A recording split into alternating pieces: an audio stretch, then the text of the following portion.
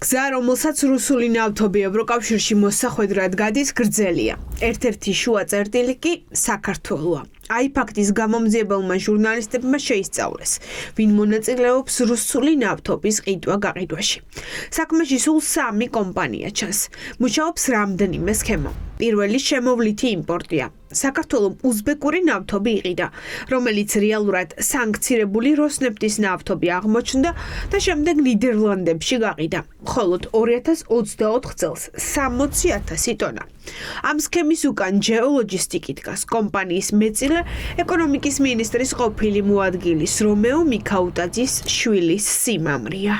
კომპანიას თითქოს უზბეკეთიდან შემოაქვს ნავთობი და შემდეგ გააქვს ეს ნავთობი ნიდერლანდებში, მაგრამ აღმოჩნდა, რომ უზბეკეთში შესული ნავთობი, ან უზბეკეთიდან მომავალი ნავთობი, სინამდვილეში რუსული ნავთობი არის. 2024 წელს დავიწყეთ ნიდერლანდებთან ვაჭრობა და ეს იყო რაღაც უპრეცედენტო მასშტაბით. ეს არის შეპასე ჯეოლოგისტიკი, რომელიც დაკავშირებულია რომეო მიქაუტაძის ძახალთან. სქემა საკმაოდ ახალი არის და საინტერესო, როდესაც დასაწყობება ხდება სხვა ქვეყანაში, ანუ რუსეთი უშვებს დასასაწყობებლად სხვა ქვეყანაში ნავთობს, შემდეგ დასაწყობებული ნავთობი მოდის საქართველოში როგორც უზბეკური და ასე მიდის უკვე ევროკავშირის ისეთ ქვეყნებში, რომელშიც რუსული ნავთობი არ უნდა შედიოდეს. არსებობს მეორე სქემაც, ნავთობის შემოტანა და გადამუშავება. შემდეგ კი ევროკავშირში გატანა. აი ფაქტმა გაარკვია, რომ სქემას ZD ნავთობის კომპანია ამუშავებს. გაზპრომის შვილობილი კომპანიებისგან ნავთობს ყიდულობს და შემდეგ შვეიცარიაში ყიდის. 2022 წლიდან აქ 39,000 ტონა ნავთობ პროდუქტი გავიდა.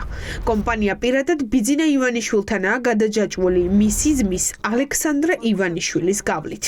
სამწუხაროდ საქართველოს ტერიტორია ნამდვილად არის ქცეული სანქციების გვერდის ავლის ერთ-ერთ ხაზად. რუსეთიდან შემოდის ნავთობ პროდუქტების რაღაც ნაწილი, შემდეგ საქართველოში ის გადამუშავდება, იცვლის ამ ფორმას, ან უბრალოდ კოდს და შემდეგ ეს გადის ევროპის სხვადასხვა ქვეყანაში. ასეთი კიდევ ორი ქვეყანა არის, რომელიც ძალიან საინტერესო იყო ჩვენთვის, ეს იყო საბერძნეთი და შვეიცარია და კომპანიები, რომლებიც ამაში იყვნენ ჩართული, ისინი ძალიან საინტერესოები არიან, რადგან ერთ შემთხვევაში ეს იყო მაკა-ასათიანი შვილის კომპანია, მეორე შემთხვევაში ეს იყო ზუდუოილი, რომელიც დაკავშირებული არის ბიძინა ივანიშვილის ძმასთან, ალექსანდრე ივანიშვილთან. ბიზნეს პარტნიორები არიან მისი მფლობელები ალექსანდრე ივანიშვილის. შემოვლითი იმპორტი დროებით დასაწყობება, გადამუშავება. საქართველოში ყველა სქემა ამუშავებულია, რომ რუსეთს ცხოვრება გაუმარტივდეს. აი ფაქტმა გაარკვია, რომ ნავთობით ვაჭრობა დავიწყეთ საბერძნეთშიც. 37,000 ტონა 2 წელში გავიტანეთ. ეს უკვე რუსთავოილის სამსახურებით, რომელიც წლებია რუსეთიდან ნავთობს ყიდულობს. კომპანიის უკან მაკა-ასათიანის შვილი დგას. თავად მაკა-ასათიანი კი ყულევის ნავთობგადამამუშავებელი ქარხნის მფლობელია. აქ პირველი რუსული ნავთობი 2 თვის წინ შემოვიდა. დასანქცირდა კომპანიაც რუსნეფტი და ტანკერი კაისერიც, რომელმაც ახლა სახელი შეიცვალა.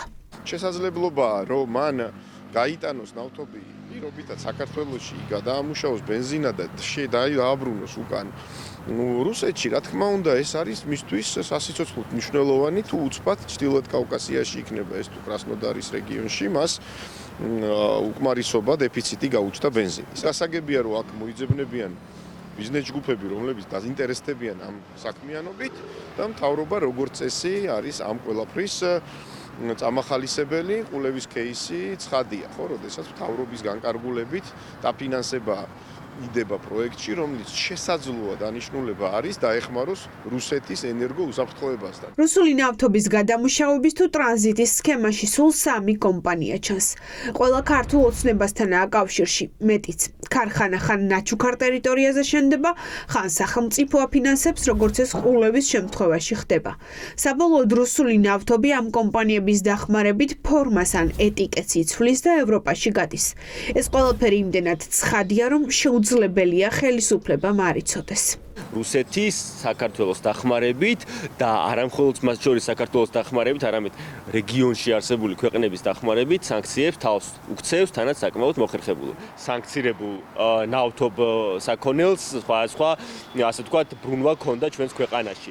იყო ეს ტრანზიტის მიმართულება, იყო სხვა გადამამუშავებელ ქარხანაში შემოსვლა და ასე შემდეგ. აქ ამბავი არის იმაში, რომ ტექნიკურად ყველაფერი იყოს სუფთა, თუმცა იმის უკან რა ხდება, ამაზე ყველა თვალს ხუჭავს. რუსეთს სულ უფრო უჭირს ვაჭრობა, სანქციების ქვეშ ნავთობის გაყიდვაც პრობლემად იქცა, მაგრამ გზას მაინც პოულობს. წესით შემოსავლების სამსახური უნდა არკვევდეს, როგორ იქცა საქართველო მაშვილ რგოლად და რეალურად რა ოდენობის ტვირთი გადაადგილდება ევროპისკენ ჩვენი ქვეყნის გავლით.